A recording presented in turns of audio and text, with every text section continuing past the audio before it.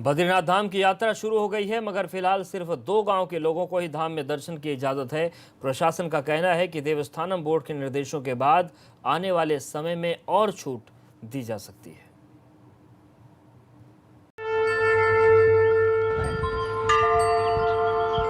भगवान बद्री के भक्तों के लिए ये पल बेहद खास है। भक्त अपने भगवान के दर्शन के लिए पहुंचे हैं। जय बद्री निशान, जय बद्री निशान।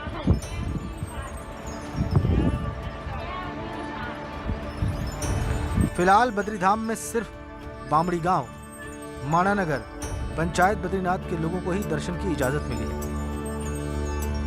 भगवान बद्री विशाल के दर्शन करके बहुत प्रसन्न हुई और समस्त हमारे बामणी हो, माणा हो, सभी लोग प्रसन्न हैं। कोरोना संक्रमण के खतरे को देखते हुए मंदिर के गेट पर ही श्रद्धालुओं को सैनिटाइज कराकर एंट्री दी जा रही है।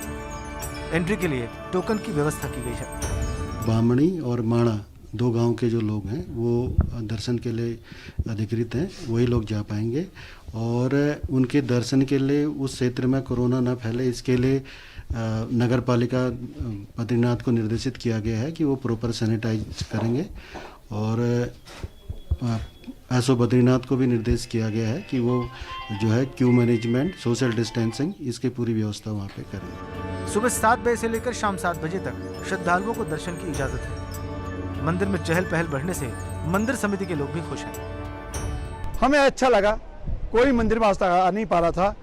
आज गाइडलाइन मिली, माणा से आए, बामणी से आए और लोगों ने एक नियम का पालन किया। ये बहुत प्रसन्नता की बात हमको लगी कि यहाँ से और 200 मीटर पर मंदिर से बामणी गांव है, लेकिन गाइडलाइन नहीं थी तो कोई बामणी का आज तक या माणा का 2 किलोमीटर आगे माणा कोई यहाँ दर्शन करने आया नहीं।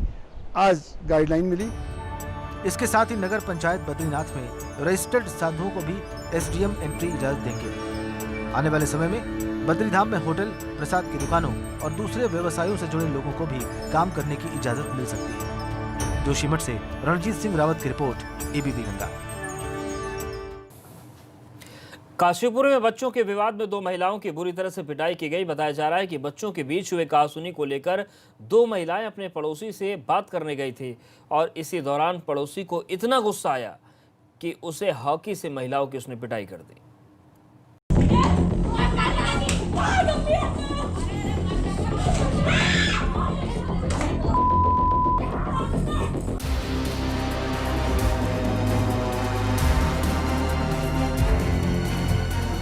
महिलाओं पर हॉकी बरसाकर क्या ये दबंग अपनी मर्दानगी दिखा रहा है?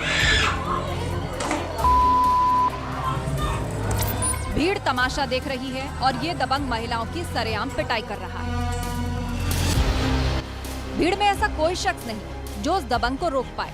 क्या ये इस इलाके का गुंडा है जिसके आगे सब बेबस है? बेबस महिलाओं पर इसने हॉकी से कई प्रहार किए। हॉकी के जबरदस्त प्रहार से महिलाओं की चीख निकल गई, मगर इसे रहम नहीं आया।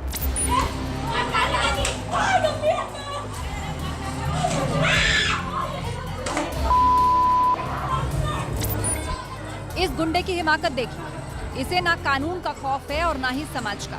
ये तो बस बेखौफ होकर महिलाओं पर अपना गुस्सा उतार रहा है। काशीपुर में कानून व्यवस्था पर सवाल खड़े करती ये तस्वीरें वाकई शर्मनाक है। बताया जा रहा है कि बच्चों के बीच कुछ विवाद हुआ था और उस विवाद में महिलाएं इस शख्स से मिलने गईं, मगर इसने कुछ सुनने के बजाय हॉकी बरसानी शुरू कर दी। विजयनगर का ये मामला है और इसके बारे में हमें तहरीर भी प्राप्त हुई है। ये विजयनगर की अफरोज जहां द्वारा जो है मुकदमा एक पंजीकृत कराया गया है, जिसमें विजयनगर के ही नदीम और वजीर के ऊपर ये आरोप लगाए गए हैं कि उनकी जो बेटी है उनके साथ उन्होंने मारपीट करी है और अभद्र व्यवहार किया है। तो इस सिलसिले में जो है काशीपुर कोतवाली में धारा 323, 354 में मुकदमा पंजीकृत कर लिया गया और शीघ्र गिरफ्तारी करी जाएगी।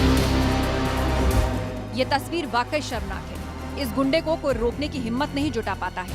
मौके पर मौजूद लोग तमाशा देखते रहे, मगर किसी की हिम्मत नहीं हुई कि बेबस और लाचार महिलाओं को इसके चंगुल से छुड़ा करे। काशीपुर से विकास की रिपोर्ट, एबीपी गंगा। और पहाड़ प्रभात में अब वक्त है उत्तराखंड फर्स्ट का। श्रीनगर में देवप्रयाग के पास नेशनल हाईवे 58 पर आवाजाही फिर से शुरू। रोड पर पहाड़ी से गिरा था मलबा, कई घंटे तक बाधित रही रोड। खटीमा के जंगलों से लकड़ी चोरी मामले में जांच। वन विभाग के जनरल मैनेजर और वन विभाग के अधिकारियों की संयुक्त टीम को मिली जिम्मेदारी।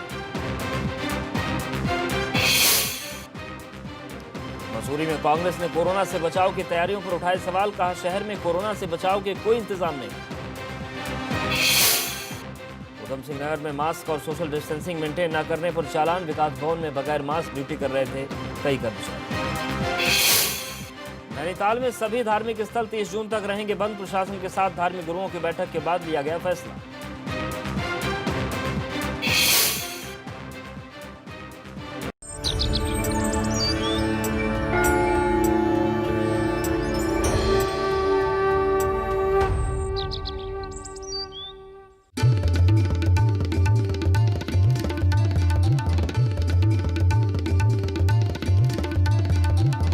आप देख रहे हैं एबीपी गंगा, खबर आपकी, जुबान आपकी।